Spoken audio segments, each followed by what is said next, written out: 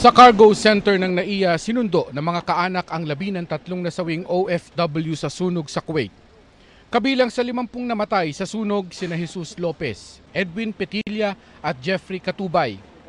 Kanina hapon, dumating na sa bansa ang kanilang mga labi na sinalubong ng mga kaanak. Ang asawa ng isa sa mga namatay na OFW naka-wheelchair nang lumabas sa cargo area dahil napagod sa kakaiyak. Sa cargo area ng NAIA, kinausap ng mga opisyal ng DMW at OWA ang mga naulila nila.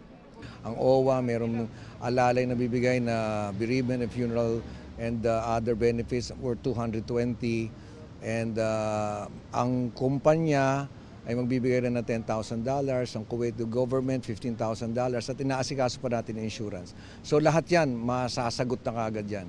2 iba pang OFW ang nag-agaw buhay sa ICU at binabantayan ng ating embahada sa Kuwait.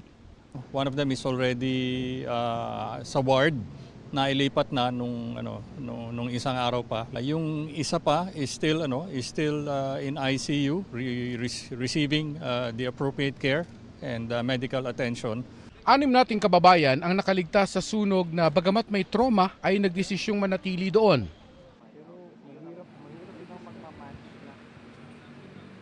Ang OWA ang mag-aasikaso ng lahat ng benepisyo na kailangan matanggap at dapat matanggap ng pamilya ng mga biktima ng sunog, habang ang DMW naman ang tututok sa ongoing investigation ngayon sa Kuwait tungkol doon sa nangyaring sunog. Sakali mang merong danyos na hahabulin ng mga biktima.